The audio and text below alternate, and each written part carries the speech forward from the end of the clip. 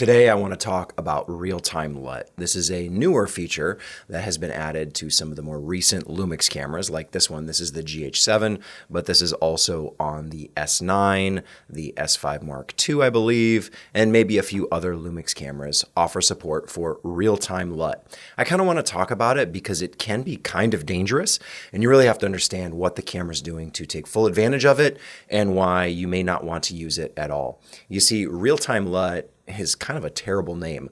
Real-time LUT, what does that even mean? Maybe it's lost in translation. I don't really know. But it doesn't quite capture what's actually happening in the camera. Now, if you're watching this video, you're probably one of the die-hard Lumix enthusiasts, so you already know about real-time LUT. You probably know how it works, and it's not that big of a deal to you. However, anyone on the periphery, maybe they're not a huge hardcore Lumix fan, maybe they're just picking up a camera, testing out some features. I think real-time LUT could be quite confusing if you don't know what it is, and could lead you down a path that makes mistakes, and you might regret decisions that you make if you choose to use it. Because what real-time LUT does is it bakes in the look. That should be obvious. That should be maybe stated in the marketing. The whole point of real-time LUT is to just get the look right in the camera. However, because nowadays there's a few different places that you can load your LUTs on the camera as well as the monitor, it can be a little tricky as to what to place where and what to use when you want to use it. You see, I think if you're watching this video, you probably want to shoot in log profiles, I would imagine, in video. Real-time LUT is really meant for that immediate delivery, baked-in look. You can never get the log footage back because the look is baked in. So if you do a conversion to Rec. 709, you color grade, and you save that as a cube file and you load it in as your LUT and you use real-time LUT, that's it. There's no more log. You're shooting with that. And the files off the card will be exactly that. They'll be color graded already once you load them into the computer. And I think a better name for real-time LUT would be like baked-in LUT. That's kind of what we talk about, like a baked LUT, maybe a cooked LUT. I don't know what you want to call it, but it's basically finished. Finishing LUT, like right in the camera. Real-time, not quite the best word. Instead, most of the time, what you want to do is use a monitoring LUT. So you can use those same cube files in the camera, in like a GH7, as the monitoring LUT. That way you're only seeing it on the LCD display, and it's not actually applied to your footage. But again, this can be kind of confusing because you also probably have an external monitor which can also load LUTs into that. So getting your order of operations, getting your inputs and outputs correct is hugely important, because what could end up happening is you might do the wrong thing, switch to real-time LUT thinking, oh, I just want to see what this color grade looks like. And all of a sudden you're recording with it baked in and you can't get your log footage back. If that is the choice that you're making, you want to shoot for delivery. Basically, you have a file that you could upload straight after the shoot with no color grading involved. That is what real-time LUT is for.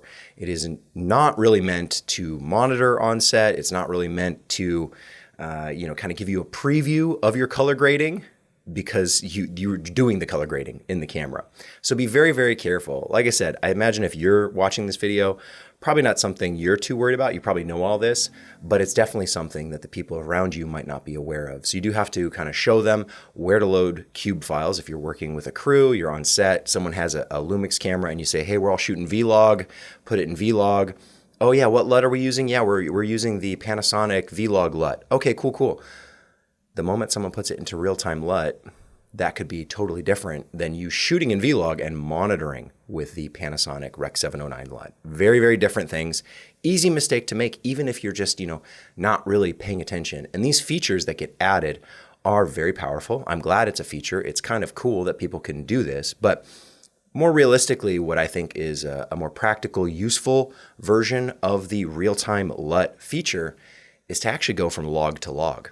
Instead of shooting directly for delivery, so you're shooting in Vlog and you apply a real-time LUT to bake in a look that you're just going to upload to YouTube or wherever, Instagram, TikTok, I don't care. Instead of doing that, doing the Rec. 709 conversion with color grading, you can actually use real-time LUT to take advantage of other log profiles straight from the camera. So let's say you were a Lumix shooter and you have a GH7, but you want to fit in on a Sony crew. They're shooting Sony, maybe they're shooting Canon, maybe they're shooting Arri. Well, what's cool, and if you know where to look, I use a plugin, a tool called Cinematch.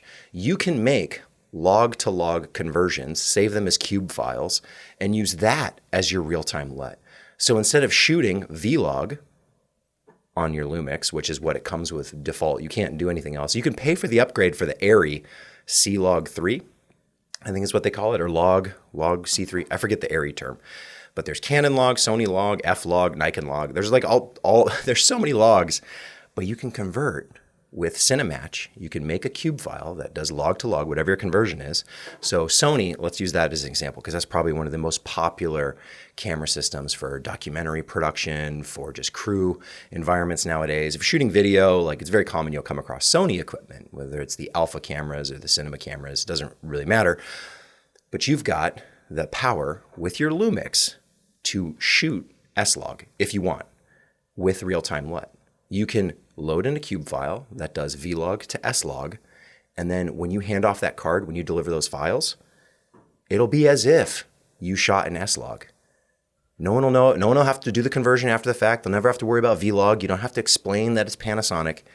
You can just deliver them Sony footage from a Lumix camera. Same is true for Canon. Same is true for Nikon.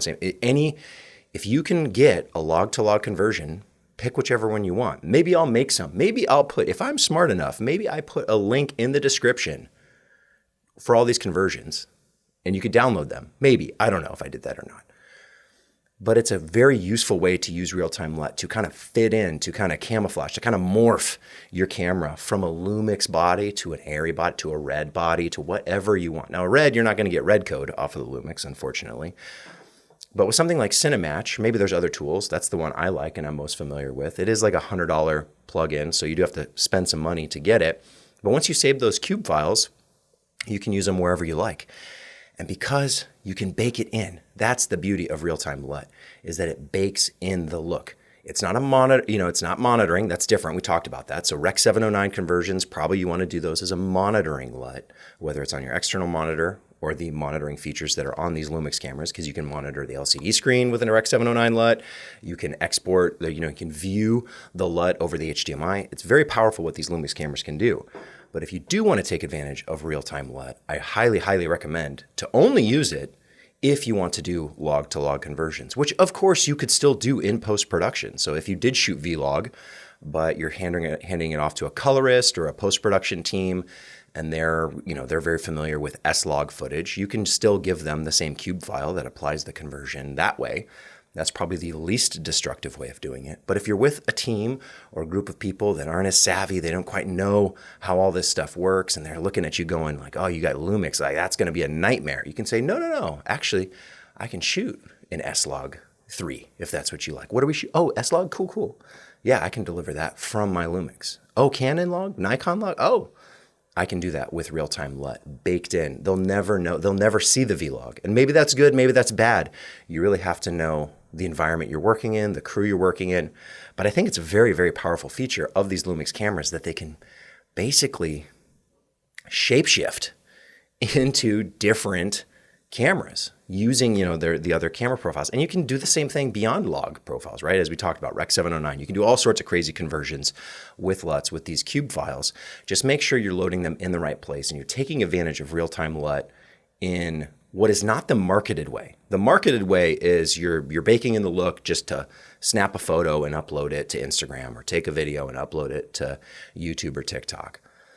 But I think the more useful way for professionals is to be able to do these log-to-log conversions right from the camera body, so no one has to worry about it later. You're not confusing anybody, especially if you're mixing different cameras. If you got 5 Sonys and 1 Lumix, just make them all look like Sony cameras. Same thing is true for Nikon or Canon, whatever it is. You get the point.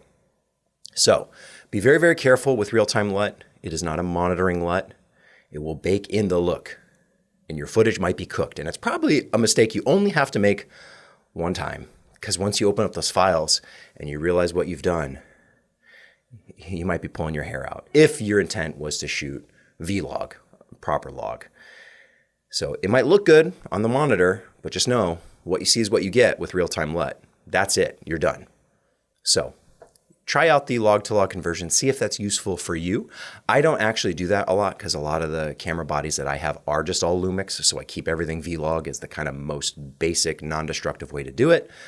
But if you find yourself in a situation where you need to adapt, you need to evolve, you need to shapeshift, you need to morph your camera a little bit, definitely give Realtime LUT a try, because it could be that helpful, useful tool you need when you're in one of those scenarios where you're trying to not be the difficult one. You know, you're bringing your Lumix camera and everyone's giving you the side eye, like, what are you doing? And that is not the time or place to convince everyone how great Lumix is. If they've made their bed, you know, they're going to lie in it. So Lumix is very powerful, that you can shoot with all the amazing features. Open gate, you have phase detect autofocus now. You've got all these awesome Lumix features that no one else has. Shutter angle. I've been talking about a lot lately, I feel like. Shutter angle. You can basically have a Sony camera with, you know, all the bells and whistles of Lumix, but still delivering S-Log3, S-Log2, whatever you like. So Realtime LUT, pretty cool, pretty powerful if you know how to use it outside of the marketing. Because I don't think I've seen anywhere in the marketing telling you to do log to log. I think that would confuse people, especially who Lumix is going after with the S9. Maybe there's other videos out there on YouTube. I haven't seen them. It just occurred to me when they were hyping up the ARRI profile as something you can buy, you know, for the GH7. Spend some money to get ARRI. Well, shoot, why don't I just shoot all the logs with, you know, the Realtime LUT features? So log to log, I think that's where it's at if you need to do that. Otherwise, just be very, very careful with Realtime LUT. It could save your shoot or destroy it.